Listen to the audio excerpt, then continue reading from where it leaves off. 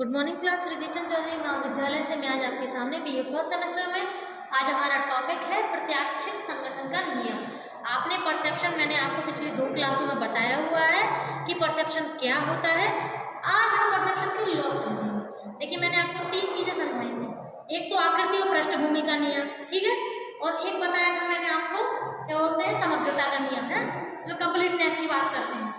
एक है हम आपका प्रत्याक्षिक संगठन का नियम, यानी कि जिसमें चीजें होती टुकड़ों के रूप में हैं लेकिन हम उसे पूर्ण रूप में परसीव करते हैं, ठीक है। तो देखिए, लॉ ऑफ परसेप्चुअल ऑर्गेनाइजेशन का मतलब है जब हम चीजों जो टुकड़ों के रूप में जो चीजें हमारे सामने मौजूद होती हैं वो जब एक आकृति का निर्माण करती हैं या फिर चीजें अलग अलग हो, एक दूसरे से बिल्कुल अलग हो, फिर भी एक आकृति का निर्माण करें तो उसे हम संगठन में रख देते हैं, ठीक है। उसके द्वारा हम एक संगठन को निर्माण कर देते हैं और वो हमारे प्रत्यक्षीकरण के द्वारा होता है, ठीक है। यानी कि जो हमारा प्रत्यक्षीकरण है वो हम इस तरीके से देखने वाला, इसमें हमेशा देखने वाली ही बात होगी, ठीक है। ये परसेप्शन केवल देखने से संबंधी है, सुनने वनने से रिलेटेड नहीं है, ठीक है, याद रखिएगा। इसमें जितने भी आपको एग्जाम्पल्स मिलेंगे या जो भी आपको इसके टाइप मिलेंगे वो सब देखने से जुड़े हुए हैं, ठीक है। इसमें कुछ 8 टाइप है आपके सामने। पहला टाइप है समीपता का नियम। देखिए, समीपता तो आप नाम से ही समझ गए होंगे, यानी कि पास। जब चीजें बिल्कुल पास होती हैं, एक दूसरे से क्लोजर होती हैं, क्लोज में होती हैं, तो वो समीपता के अंतर्गत आती हैं।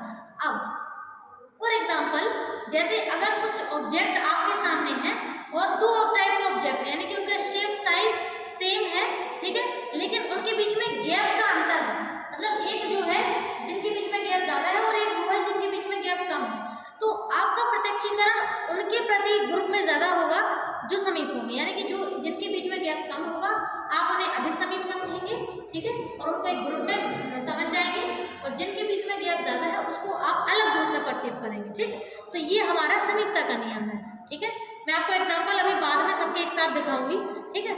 आप सेकंड समझिए, जिस समीपता को हम इंग्लिश में प्रॉक्सिमिटी बोलते हैं, ठीक है ना।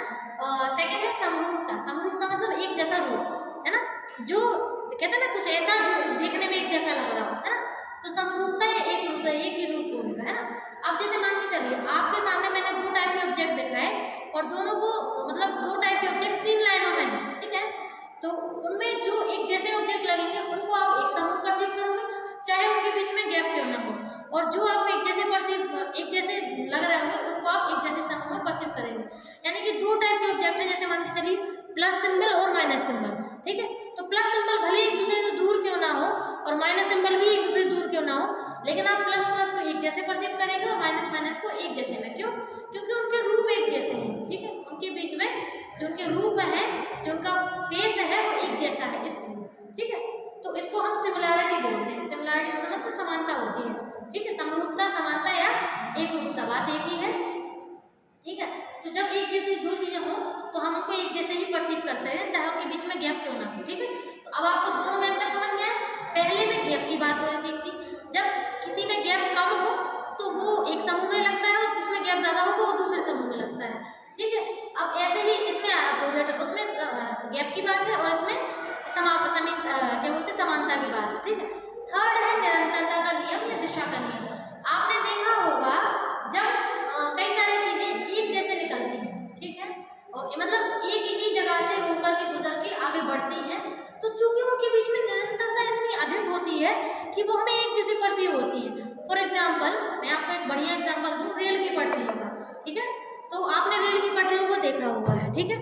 तो रेल की पटरियाँ क्या होती है, रेल की पटरियाँ देखिए, उसी में से एक पटरी जाती है बिल्कुल सीधी सीधी और उसमें से अलग अलग पटरियाँ अलग अलग डायरेक्शन के लिए निकाल देते हैं। चूंकि उनको इतने अच्छे से निकालते हैं कि वो हमें बिल्कुल एक जैसी परसीव होती है। वो होती है अलग अलग है लेकिन हमें बिल्कुल एक ही दिशा में परसीव होती है, मतलब ऐसा लगता है वो एक दिशा बना रही है, ठीक है। अब इसका दूसरा एग्जाम्पल मैं आपको बताती हूँ। जैसे आपके पास 2 हेडफोन है, 2 हेडफोन है, दोनों एक ही कलर की हैं और दोनों हेडफोन ऐसे एक दूसरे के पास रखी हुई है कि आप नहीं समझ सकते कि कौन सा किस हेडफोन का ओर है और कौन सा किस हेडफोन का छोर है, ठीक है। तो ये आपको परसीव बिल्कुल भी, ठीक है। तो ये आपने क्यों ऐसा लगा आपको, क्यों? क्योंकि कारण केवल इतना है कि उसमें निरंतरता इतनी चल रही है ना, दोनों हेडफोन की डोरीज हैं जो कि सेम कलर की हैं, ठीक है, सेम आकार आकृति की हैं, तो उनकी वजह से उनके रखे होने के तरीके से हमें ऐसा लग रहा है जैसे दोनों मतलब एक मतलब होता है और छोर नहीं समझ पा रहे हैं, ठीक है, तो वो इसी की वजह से, ठीक है। नेक्स्ट है हमारा बंदी या पूर्ति का नियम, लॉ ऑफ क्लोजर, ठीक है। तो जब कोई भी चीज किसी चीज को पूर्ति कर रही है, क्लोजर कर रही है, जैसे मान के चलिए फॉर एग्जाम्पल हम एक त्रिभुज बना रहे हैं और त्रिभुज को एक दूसरे से जोड़ नहीं रहे हैं, लेकिन उनके बीच में गैप है, लेकिन फिर भी वो आकृति हमें त्रिभुज जैसी लगती है, ठीक है। जैसे आपने देखा होगा हम पहले ड्राइंग करते थे बचपन में, तो जैसे हमारी ड्राइंग अच्छी नहीं है मान के चलिए, हम एक बार में अगर पेन चलाएंगे या पेंसिल चलाएंगे तो हमारी आकृति बिगड़ सकती थी, ऐसा हमें लगता था, और चूंकि सही भी था। तो वो क्या करते थे अपन उस टाइम, अपन लोग डॉट डॉट डॉट डॉट करके अपन लोग एक आकृति तैयार करने की कोशिश करते थे, ताकि कोई भी अगर गलती हो तो डॉट उभर के ना आए, है ना। तो डॉट डॉट का इस्तेमाल क्यों करते थे, ताकि एक आकृति का निर्माण हो, ठीक है, और उसमें कोई गलती भी ना हो।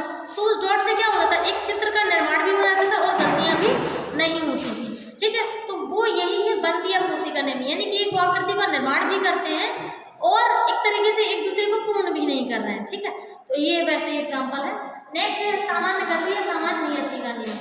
तो कॉमन फेट मतलब होता है कि जब कोई चीज एक दिशा में गति कर रही है, देखिए कंटिन्यूटी और इसमें फर्क है, कंटिन्यूटी में कोई भी ऑब्जेक्ट गति नहीं करता है, वो एक दिशा की ओर जरूर दिखाता है लेकिन गति नहीं करता है, लेकिन इसमें गति होती है, ठीक है, कॉमन फेट में। जैसे फॉर एग्जांपल मैं आपको अच्छा एग्जांपल दूं, तो जैसे आपने बादलों में चिड़ियों को देखा होगा, ठीक है, तो जब चिड़िया एक समूह में जा रही होती तो आपको ऐसा लगता है जैसे वो एक ही समूह का हिस्सा है, लेकिन जैसे ही जब वो दो दिशाओं में बढ़ जाती है तो आप उनको दो दिशाओं में परसीव करने लगते हैं, ठीक है।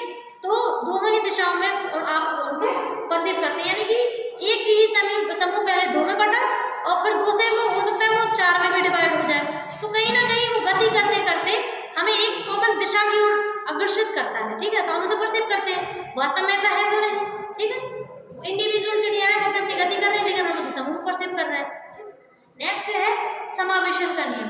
क्या होता है कि जब दो आकृतियों को इतने स्मार्टली, इतने शानदार तरीके से मिक्स किया जाता है, एक दूसरे में समावेशित किया जाता है, ठीक है, कि वो हमें अलग अलग परसीव होती है तब, यानी कि भले ही वो एक दूसरे में समाहित कर दी गई हैं लेकिन हम तब भी उनको एक उनमें मिक्स नहीं समझ पाते हैं, हम उनको अलग अलग ही समझते हैं, ठीक है। नेक्स्ट है साम्यता का नियम, ठीक है, लॉ ऑफ साइमेट्री। साम्यता क्या होता है, साम्यता मतलब जब कोई चीज इतने अच्छे से बनाई गई है कि वो एक दूसरे से मतलब सेम होती है लेकिन तब भी अलग परसीव होती है, उसे साम्यता का नियम कहते हैं, ठीक है। तो जैसे मान लीजिए एक पेपर है, आपने कागज को लिया और उसको दो हिस्सों में बराबर फोल्ड कर दिया, तो आप तो दोनों हिस्सों को मतलब दो हिस्से हैं तो एक दूसरे के एक तरह से कॉपी पेस्ट है ना।